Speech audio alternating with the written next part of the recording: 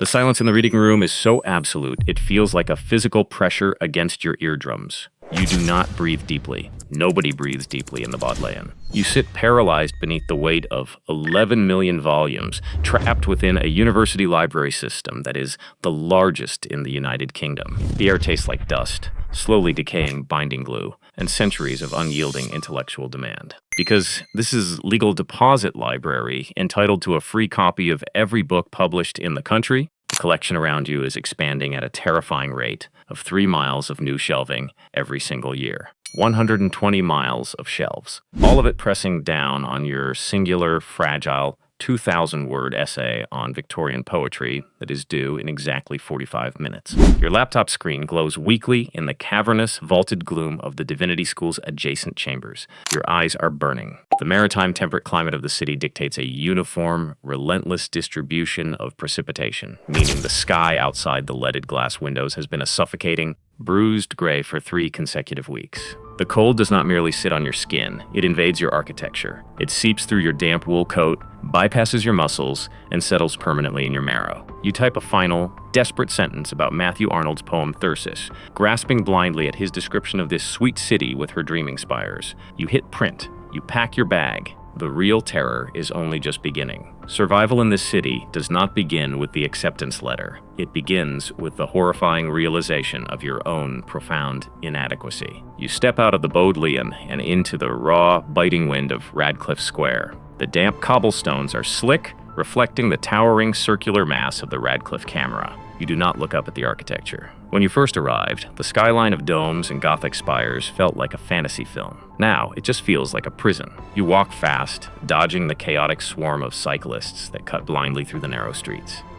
Oxford boasts the second highest percentage of people cycling to work in the country, turning every intersection into a silent, high-speed battlefield. You cross the High Street, known simply as the High, navigating around the massive, humming frames of hybrid double-decker buses operated by the Oxford Bus Company. The city center is a claustrophobic knot of ancient masonry, constrained by the floodplains of the rivers Thames, known locally as the Isis, and the Cherwell, which meet just south of where you stand. There is no room to breathe here. The geography itself forces everyone inward, compounding the pressure. The city is surrounded by an environmental green belt policy designed to prevent urban sprawl. This invisible boundary chokes the housing market, making Oxford one of the least affordable places to live, forcing you to rent a freezing, damp Victorian room in the distant suburbs of Cowley or Headington. But you are not thinking about your freezing bedroom right now. You are thinking about the crucible. You turn down a narrow, walled alleyway and approach an oak door belonging to your college. You knock twice. Enter.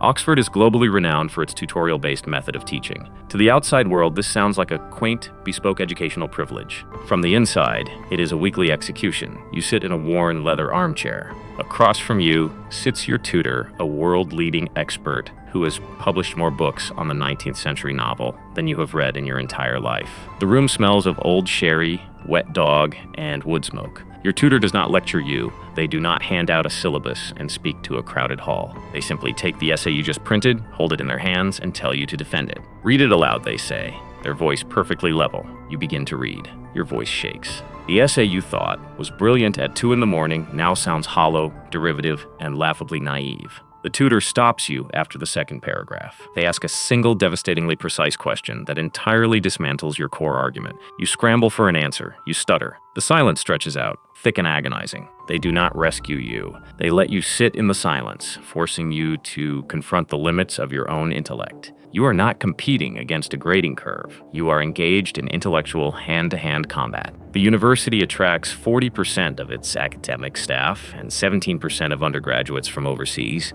creating an environment of hyper-concentrated, ruthless ambition. You average 9 applicants for every available place just to get here. You are supposed to be the elite. But sitting in this armchair, staring into the bored eyes of a leading academic, you feel like an imposter who slipped through a crack in the admissions department. An hour later, you are ejected back into the freezing rain. You survived, but you are hollowed out. You need to rebuild your argument by Friday. You pull your collar up and walk toward Broad Street. The ghosts of this city are not metaphorical. They are a constant physical assault on your ego. You pass Exeter College and you know that J.R.R. Tolkien walked through those exact gates as an undergraduate. You walk past Christ Church, knowing Lewis Carroll dreamed up Wonderland while teaching mathematics in its halls. You pass at the gates where Oscar Wilde sauntered as a student from 1874 to 1878, and where C.S. Lewis studied before becoming a fellow at Magdalen. You are haunted by a graveyard of literary titans,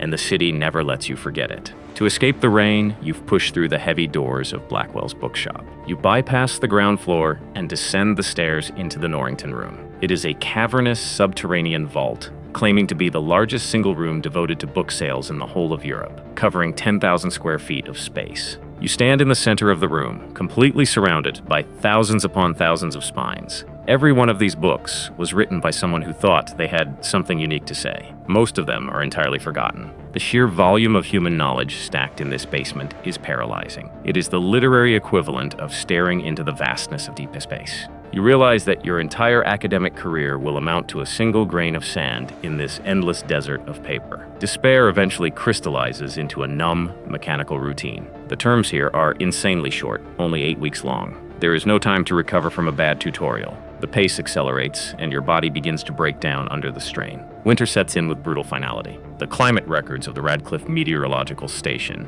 which has maintained continuous observations since January 1815, document the misery. The city has seen temperatures plunge to negative 17.8 degrees Celsius, and you feel every fraction of that cold through the thin glass of your rented windows. In the darkest months, the sun barely exists. The records note a December where Oxford received a total of 5 hours of sunshine for the entire month. You wake up in the dark.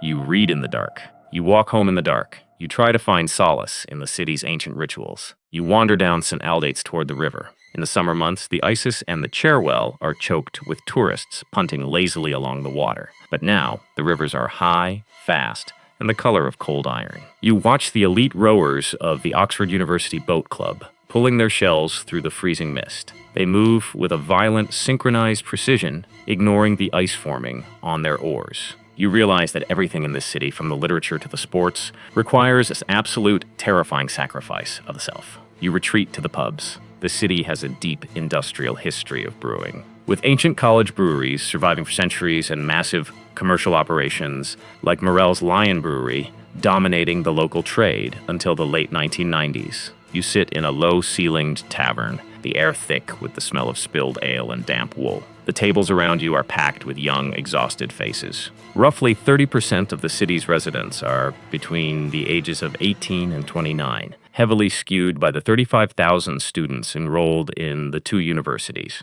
You listen to the cross-table arguments. Someone is loudly deconstructing post-colonial theory. Someone else is debating the merits of zero-emission zones that recently restricted traffic in the city center. You sit in the corner, clutching a warm pint glass, feeling entirely isolated despite the crowd. You cannot form a genuine connection because everyone here is wearing armor.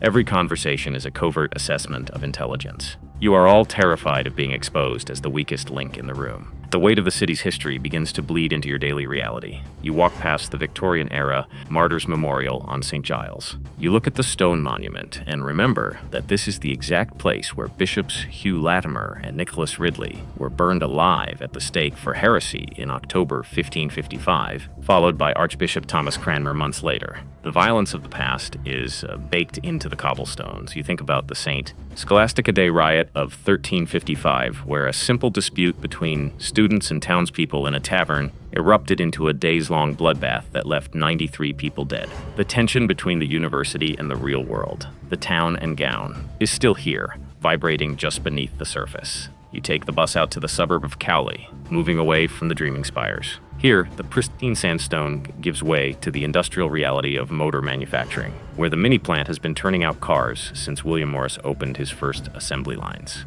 You walk past the estates of Blackbird Leys, a stark reminder that the elite, insulated bubble of the university is surrounded by a working, breathing city that could not care less about your essay on romantic poetry. The contrast is dizzying. You are living in a museum, but the museum is housed inside a factory. Months blur into years. The relentless grind of the term hardens you. You stop being intimidated by the 120 miles of shelving in the Bodleian. You learn to navigate the labyrinth of the Ashmolean Museum, walking past Michelangelo's sketches and the pristine Messiah Stradivarius violin without a second glance. You learn how to parry your tutor's attacks. When they attempt to dismantle your thesis, you push back. You learned to wield language like a scalpel, stripping away excess emotion, leaving only cold, clinical argument. You become incredibly sharp, but in the process you lose some of your softness. You no longer read for pleasure. Novels are no longer stories. They are structural frameworks to be analyzed, dissected, and destroyed. You cannot look at a piece of art without automatically contextualizing its socio-political origin. The university has rewired your brain, teaching you how to think, but making it impossible to simply feel. Then comes May of your final year, the reckoning, finals. You do not simply walk into an exam hall. You are required to wear subfusc, a strict, archaic academic dress code consisting of a dark suit, a white shirt, a black ribbon or bow tie, and a heavy flowing black gown. You put the uniform on in the silence of your room. You look in the mirror. You look like a ghost. You look like a funeral director. You join a silent, black-clad army of thousands of students moving through the city streets. The tourists stop to take photos of you, pointing at the strange medieval procession, but you do not see them. You are entirely consumed by the impending intellectual execution. You file into the Sheldonian Theater. The building is a masterpiece of architectural grandeur, but right now it is an abattoir. You sit at a tiny wooden desk. The invigilator announces the start of the exam. You turn over the paper. For the next 3 hours, you write with a frantic, desperate violence. Your hand cramps, the muscles locking up, but you force the pen to keep moving. You pour 3 years of exhaustion, anxiety, and accumulated knowledge onto the blank pages. You pull quotes from memory. You construct arguments on the fly. You feel the ghosts of Tolkien, Lewis, and Wilde hovering in the rafters, judging the speed of your ink. The maritime rain lashes against the high windows of the theater, a rhythmic driving percussion that matches your racing heart. When the invigilator finally calls time, you drop your pen. Your hand is smeared with blue ink. Your fingers are trembling so violently you can barely tie the strings of your gown. You walk out of the Sheldonian Theater and into the blinding light of the quadrangle. The air is suddenly, impossibly still. The pressure that has been crushing your chest for 3 years evaporates in a single, dizzying instant. Your friends are waiting at the gates. According to brutal Oxford tradition, the moment you step out of your final exam, you are ambushed. They call it trashing. Before you can speak, they cover you in shaving cream, hurl fistfuls of colored confetti into your hair, and spray you with cheap, sticky, sparkling wine. The cold foam slides down the back of your neck, ruining your white shirt, staining your dark suit. You stand there in the street, covered in garbage, shivering in the breeze. You look back at the dreaming spires. You look at the massive, impassive dome of the Radcliffe camera. You realize that the university did not just test your intelligence. It broke you down to your absolute foundation and rebuilt you in its own image. You arrived as a person, and you are leaving as an argument. You will never read a book the same way again. You will never walk through a historic city without feeling the blood beneath the pavement. You will carry the invisible weight of the Bodleian's 11 million volumes on your shoulders for the rest of your life. You wipe the shaving cream from your eyes. You smile, but it is a tired, battle-scared expression. You survived the crucible, but a part of you will never leave this city.